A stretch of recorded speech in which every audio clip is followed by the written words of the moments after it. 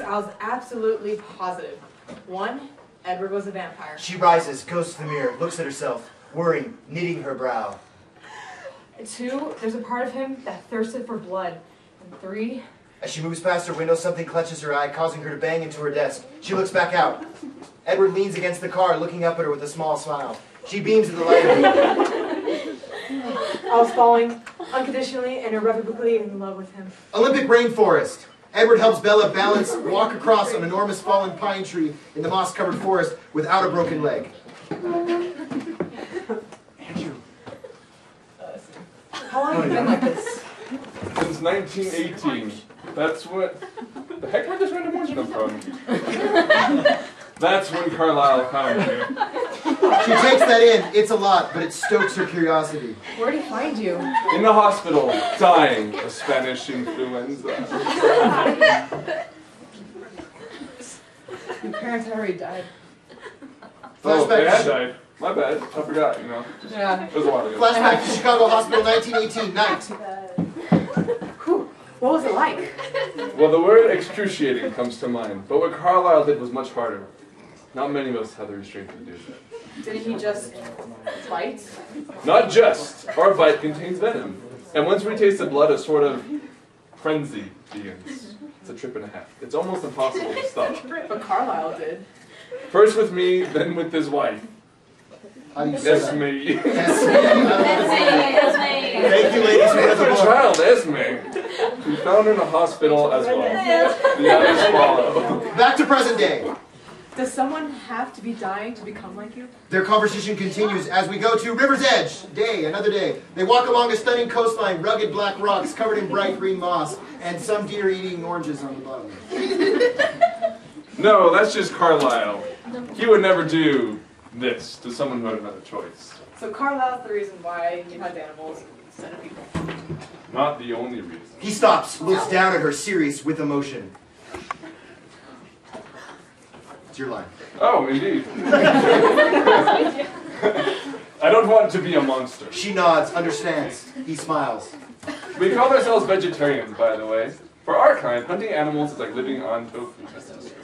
It keeps you strong, but isn't very satisfying. Then abruptly he wisps past Bella. She turns to see him standing on a large rock in the river. Show up. It's not that impressive, really. Anyone in my family can do this. Can y'all remind us too? No, that's unique to me, but Alice can see the future. Fishing. Really? Bet she saw me coming a mile away. She knows this change of mood. Oh, she notes this change of mood as she shows darkening. Her visions are very subjective. The future can change. He cuts off her questions by returning to shore and continuing their walk. Edward, black car. Jacob with his father. Billy, whose expression is... Oh, we're going to skip that one. No, we're skipping to... Sorry, I made a mistake. I was supposed to delete that. We're going to Edward's room. Okay. Edward's room at the bottom left. You guys see where I am? Yep. Edward's room, day 85 of filming, in case you're curious. And then... Okay, go ahead, Edward. This is my room. Bella enters to find a wall of glass doors open to a deck with the river beyond. The rest is floor-to-ceiling CDs, vinyls, 8-track tapes, etc. with a sophisticated iPod/stereo setup. So you're obsessed with music, but Looking around. no bed? No sleep. Ever? No nightmares. No drool. And no snoring. She considers this as she runs a hand along the wall of his body notes of CDs. Studying the titles. Do you have any favorites? It depends. Alternative, jazz, 60s, 70s. Oh, she knows her music.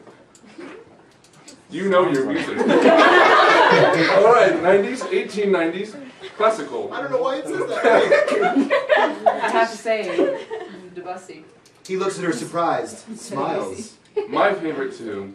Off their connection, he pulls out a CD and puts it on. A solo piano version of Claire de Lune begins to play. Someone, solo piano, go. Ding, ding. Okay, keep going. He moves to her, taking her hand. Then he starts to turn her in a how do you say that? What's a Pirouette. Dancing with her, but she breaks off and backs away. No dancing. Never? No tripping, no falling, no... Mischievously. I can always make you. You really shouldn't have said that. Cut music. Okay. He grins. A low growling sounds in the back of his throat. I don't know what that is. She laughs and backs out the door. Okay, next scene. 91 day of filming. Bella's room. Bella dressed for bed. You're not there yet. Bella dressed for bed. Looks out at the window as she talks on the phone with Renee. Bella's euphoria still lingers in her eyes. Actually, Forks is kind of growing on me. Stops. Knows there's more. Could a guy have something to do with that? Small smile. Maybe. Tell me everything. Jock, Indy, Betty's smart. Is he smart? Trying to avoid lies. Well, he's kind of a history buff. This is as she turns to find Edward lying on her bed smiling. She nearly drops the phone. Oh my. I have to go. No way, we've got to talk boys. Are you being safe? Edward shoots her a look. He heard that. She's mortified. I'll call you later, Mom. Stay on Bella, who hangs up. How'd you get in here? The window, as always. You've been here before? What else is there to do at night? I don't know where I am. I'm lost. She pushes him, but I'm Oh, she pushes him. He grabs her hand and playfully pulls her onto the bed. They wrestle as... No, I want to see that again. She pushes him. He grabs her hand and playfully pulls her onto the bed, wrestling as... You're a peeping Tom. Perv. The chief will hear you. But the electricity of their physical contact quickly overwhelms him. Their laughter quieting. He studies her face.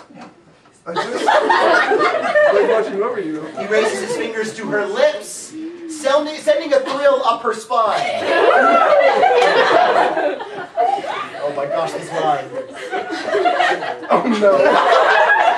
Oh yeah. Say it.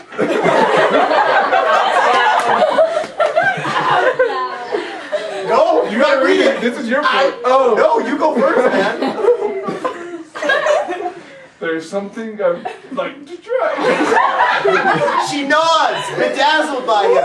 He takes her face in his hands, hesitates to test himself, then he softly kisses her. What neither of them is prepared for is her response. Her breath comes in a wild gasp. Her fingers gnawed in his hair, clutching him to her. Lips part as she breathes his scent. Then his hands gently but forcefully push her face back. She opens her eyes to see that his eyes are wild, his jaws clenched. Mortified, he relaxes slightly, looking at her blushing face. I'm stronger than I thought. I wish I could say the same. I am so embarrassed. Don't be. But we have to be careful. Serious? I can never lose control with you. Ever. She nods, then carefully lies on his chest. She nods, then carefully lies on his chest. He wraps his arms around her. Okay, off the tour. Okay, Bella, prom night.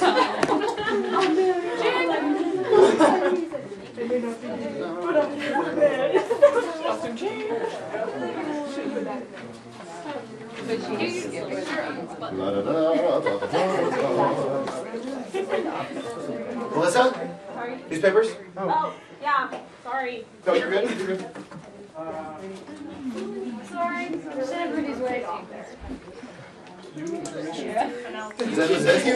Oh, no. I was like, oh, I didn't read that. Okay, Bella, prom night. Go ahead. Just go ahead and start adding one. Shall we? Oh, you serious? He doesn't wait for an answer, more or less carries her to the dance floor. Then places her feet on top of his own. Really?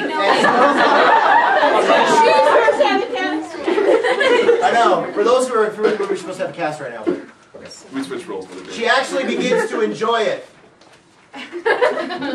See? You're dancing. At prom. As they dance, she feels his grace, his strength, becomes thoughtful. Finally, she looks at him.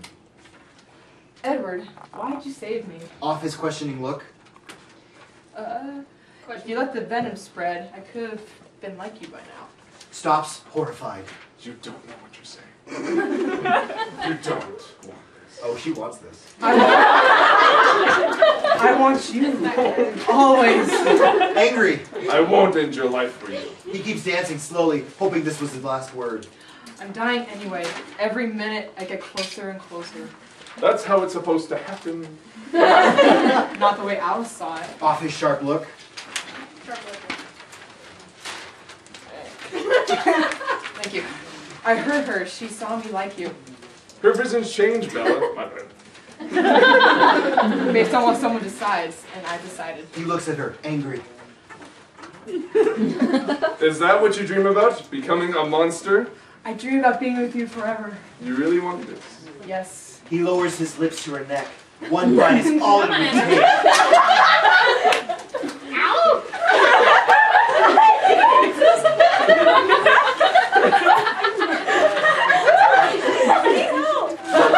She's making the progress! Oh, that's what you Wow.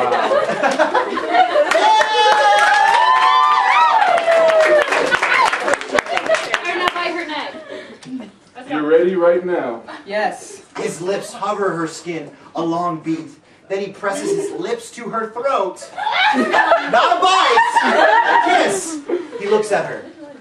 You're going to have a long and happy life with me. Isn't that enough? She looks at him and finally smiles. For now. They whirl around, gliding on his grace, never looking at him. As we crane up on them in each other's arms. Voiceover from Bella. No one will surrender tonight, but I won't give in. I know what I want. Continue up and back on the dance floor. We realize someone's watching it, looking down on the second floor of the hotel room. Oh, no, I'm just kidding. Next thing. In the end, the music wafting up in echoes. The music is wafting up in echoes. Pull back to reveal. Victoria! Who wants to be Victoria? Someone go up real quick. Victoria, get up here. Victoria, turning from the window. She's stylishly dressed now, but seething a low, sinister snarl in the back of her throat. Pushing fast on her face and into her burgundy eyes, filled with vengeance. End of first movie. Twilight, new moon. Okay, credits over. A full moon fills this frame, luminous, tingled with gold. Slowly, what does it say? Penumbral? Does anyone know what that is? Shadow begins to spread across the moon's surface, darkening it from left to right. Bella, voiceover. These violent delights have violent ends.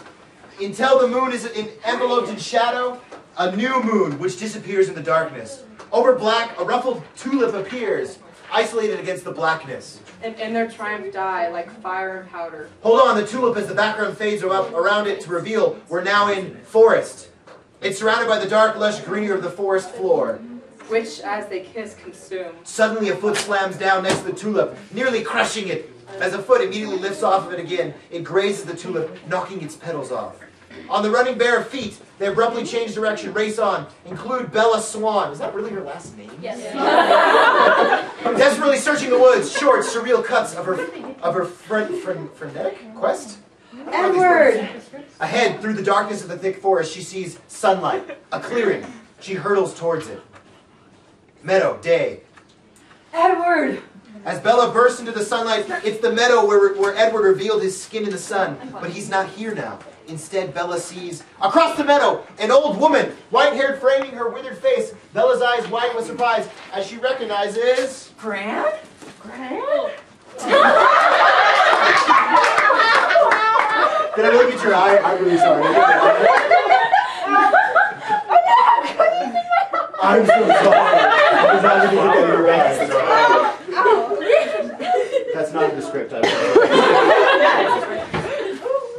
Are you okay? I apologize. Thank you. You nailed her. Brand can be I thought you knew it was coming. I'm sorry. Gran! Meanwhile, scriptwriter is fired. Continue on scene.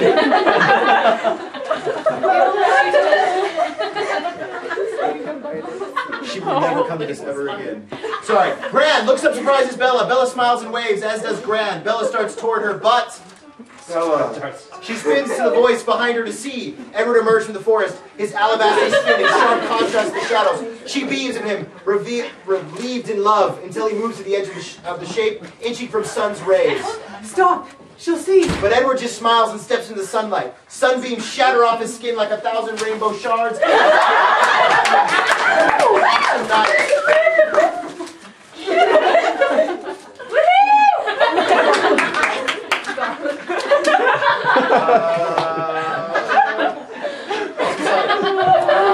Jump cut to Edward now inches from Bella, still glistening, entrancing her. She wraps her arm around his waist, then arranges her face into a calm expression. They turn to Gran, whose expression is calm too. Gran's arms is extended as if she holds someone. Jump cut to Bella and Edward only feet from Gran now. Bella's about to present Edward, but then sees that. Gran mimics Bella's movement exactly with growing horror. Bella reaches out to Gran and touches glass. What the?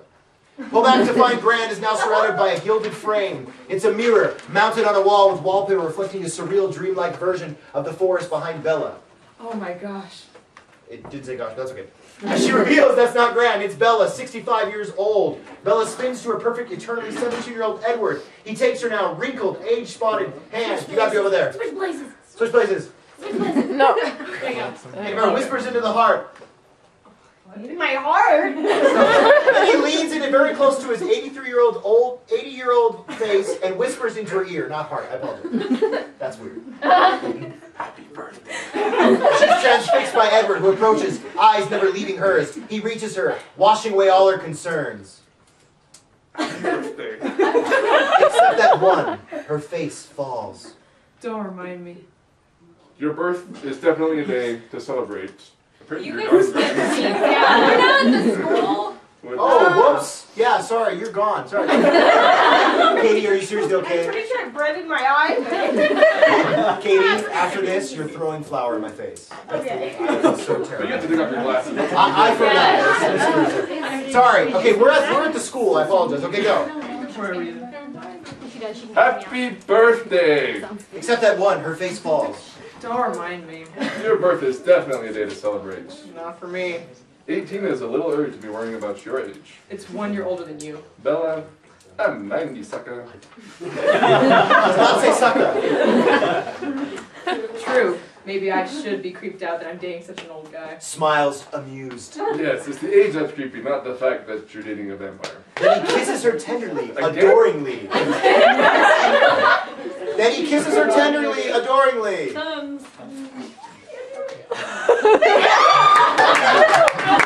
She kisses him back. Really? She kisses him back. I'm not making it up. Oh, she does? Making out, guys. Really, it's that. I'm anti-PDA, just Yeah, saying. it's- PG does. A vampire who's anti-PDA. All right. Despite the restraint, the passion mounts until he pulls away. As always, both are left wanting more. I want to see that in your face. Left wanting more. Edward nods towards the school building. Class. Right, class. Catching their breath, they start towards school. But Edward stops, hearing something in his mind, irritated. Someone wants you.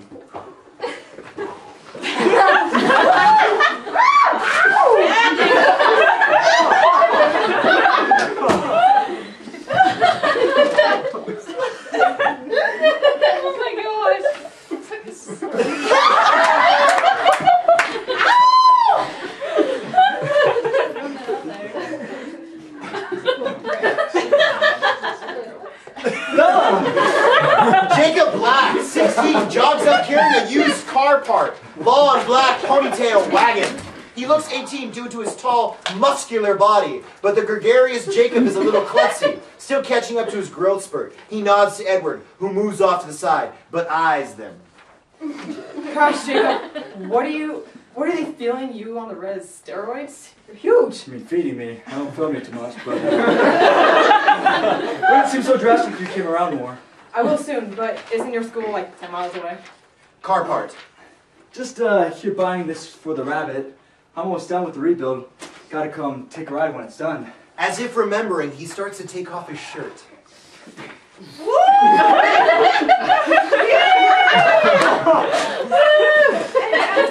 What are It's your birthday. I got you a gift.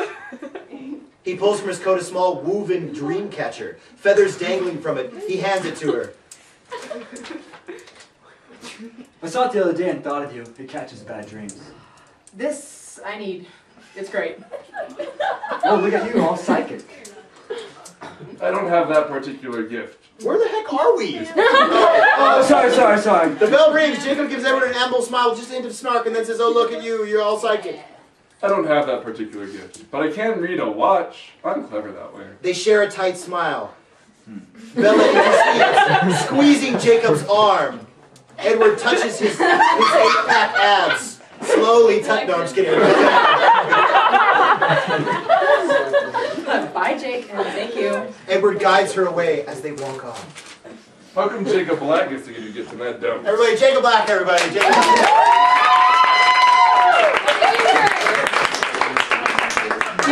He's just a friend.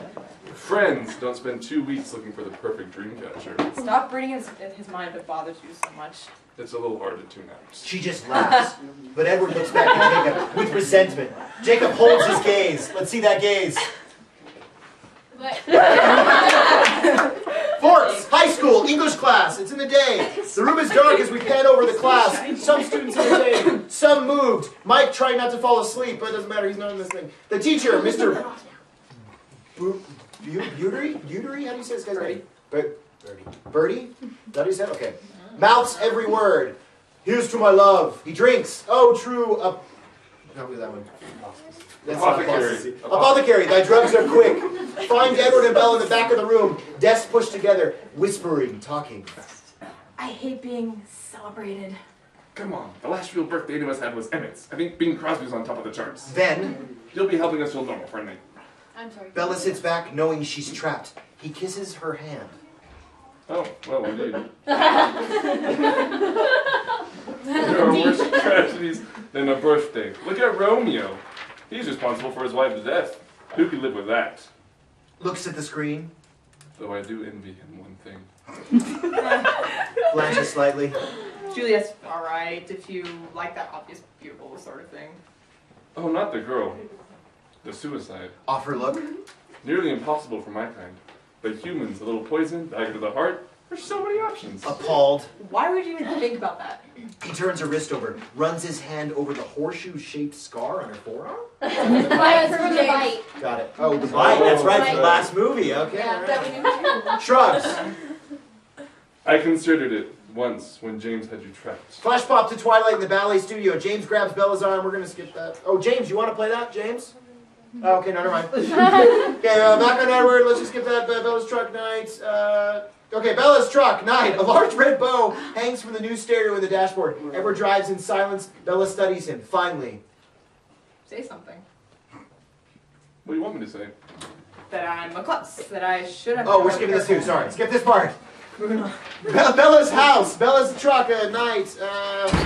Yes, this part. Sorry. That's the part we cut out with the paper cut. Anyway, do it the Bella. The truck stops. Beat. Bottom right. You see that? Bella. You can't protect me. Yeah. No, you can't protect me from anything. Something is going to separate us. Accident, illness, old age. As long as I am human. Appalled. That's your solution? My ending your life? You're giving me forever. He faces forward again. Jaw tight. Mind working. Tormented. She reaches for his hand. Carlisle told me how you feel about my soul, but I don't believe that. He subtly moves his hand away from hers. You should go in. It's late. He climbs out. Instantly, he's opening the passenger side door for her. She climbs out. He looks down at her face. He softens as he takes it in. Puts a hand on her cheek. I'll leave my window open for you. Quietly. Oh my gosh. I won't get you back. Not tonight. Then, can I ask for the one thing? It's still my birthday. Off his nod. Kiss me. He lifts her face to his and kisses her. He begins carefully, gently, but he changes. He becomes urgent. With an almost as if it were a goodbye. Abruptly, he pulls away. With the last look, he turns, walks out into the night. Off Bella.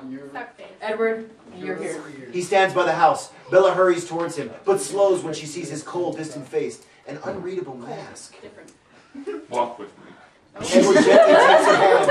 Dreads fills her, but she lets him guide her toward the woods, even though you should never do this, ladies, because it's super creepy to take the guy teaching the woods. Woods, day! Edward stops by a fallen tree, turns to Bella, gets on one knee. We need to leave Forks. What? Why? It's time. Carlisle's supposed to be 10 years older than he looks. People will start noticing. But when? Now. Bella reels, trying to take this in. Finally. I'll have to think of something to tell Charlie, but I can be ready. Not you. Us. Stunned. What? No, Edward. What happened with Jasper? That was nothing. Nothing compared to what could happen. You don't belong in my world. I belong with you. You don't.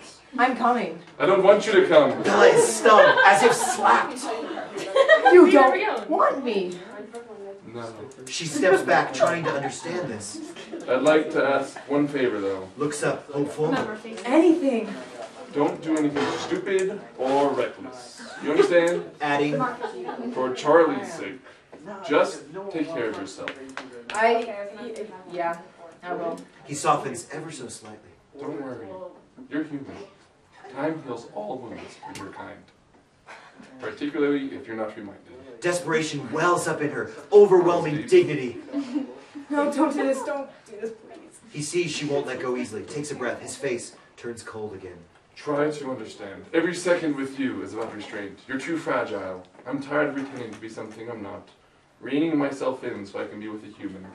Then take my soul. I don't care. Don't want it without you. Sharply, You're not good for me, Bella. Bella looks at him, his hard face, his resolve. I've let it go on too long. I'm sorry. Tears sting Bella's eyes. Does someone want to grab some water? Tears sting Bella's eyes. Someone spit on her face! Someone spit on her face! Tears sting Bella's eyes! This cannot be happening to her! He steps forward, kisses her forehead. She closes her eyes.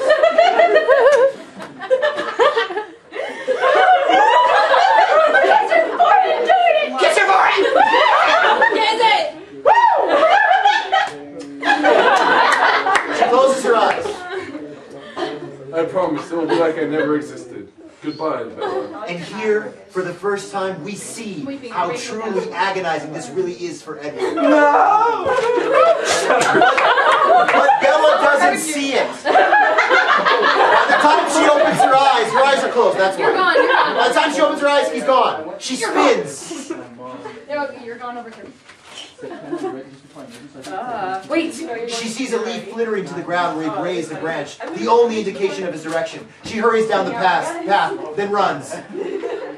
Edward! And she keeps running, going deeper into the woods. A series of quick surreal shots, time elapsing. Bella runs through the woods, searching, reminiscent of her opening dream. She sees the deer earlier that was there. It gets darker and darker until we're deep into the night. Hear Bella's sharp desperation breath. Bella trips, falls to the damp forest floor. She looks up, the tree spinning around her. Stay on, Bella. Now it's night as hours pass. She remains on the ground, curls into a ball. Darkness shrouding her. Devastation paralyzing her. Something on her face numb. Yes. Hear the faint sound of a name being called in the distance. It's her name, a search party. She's too wrecked to respond. Rain begins to pour. She doesn't register it. Series of events on Bella. Hear an animal snuffling. You hear an animal snuffling. It gets closer. It sounds large, scary. Then she hears a whisper.